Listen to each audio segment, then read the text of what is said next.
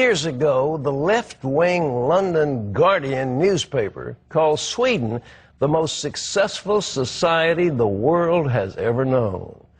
Ooh, that does sound like hyperbole. Certainly today it does. Sweden is being rocked by an influence you would never expect. The growth of radical Islam.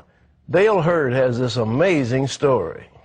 Sweden's third largest city, Malmö, sits just across the water from Copenhagen, Denmark. To visitors, Malmö seems quiet, nice, maybe a little boring. In other words, quintessentially Swedish. But under the surface, Malmö has serious problems. On Saturday, when Israel played Sweden in a Davis Cup,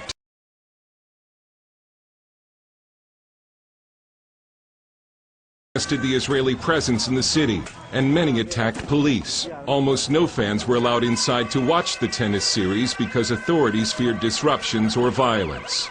Massive immigration has made Malmö today 1/4 Muslim and stands to transform it into a Muslim-majority city within just a few decades. One of the most popular baby names is not Sven, but Mohammed. Pork has been taken off some school menus.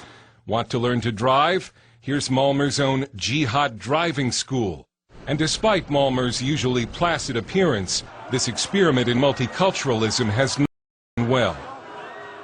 This is the Rosengård area of Malmö, a housing project where the radicalization and crime have exploded, and fire and emergency workers will no longer enter without police protection.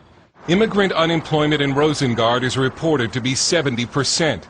An immigrant-fueled crime wave affects 1 of every 3 Malmö families each year. The number of rapes has tripled in 20 years. And the crime wave has only accelerated a Swedish version of white flight from the city.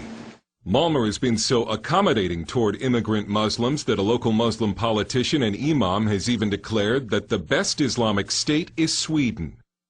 But don't ask Malmö's Jews to give the city the same glowing assessment. Jews who dare walk the streets wearing their yarmulkes risk being beaten up. And it's true. Jews cannot walk in the streets of Malmö and show that they're Jews.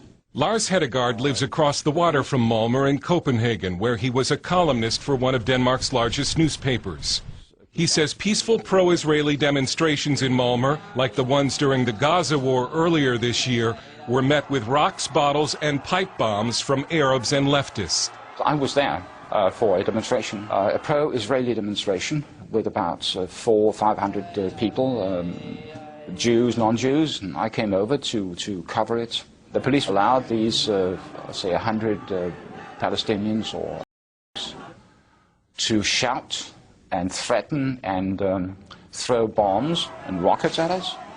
A homemade bomb landed about 10 yards from me, went off with a big bang, and I thought, well, now the police, of course, is going to jump these guys, get them out of the way. They didn't.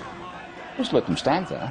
I filmed the police chief and asked him why are they not reacting to this, why are they not doing anything, and he simply answered, it's their right according to the Swedish constitution to be there.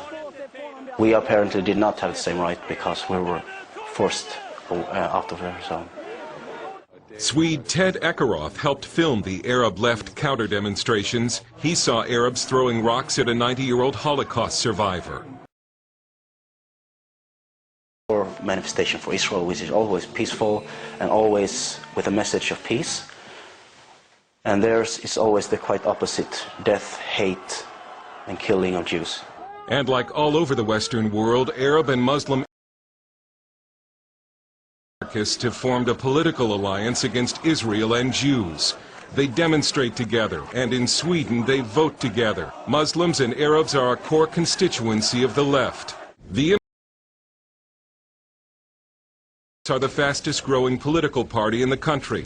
Mattias Karlsson is the Swedish Democrats' press secretary.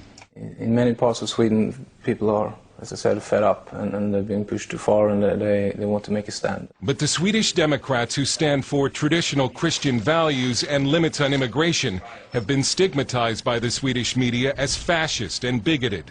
The media has tried to portray us as extremists, racists. We're almost inhuman.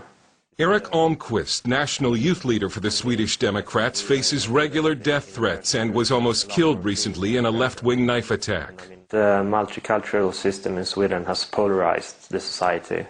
We have an ethnic polarization, we have also a political polarization.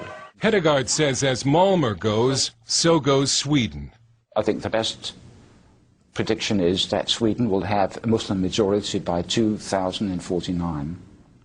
So we know where that country is going.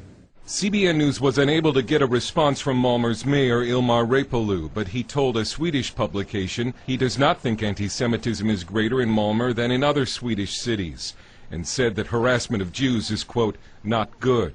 CBN News asked a number of Malmö Jewish leaders to appear on camera to discuss anti-Semitism.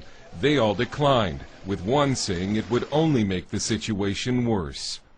Dale Hurd, CBN News in Malmö, Sweden.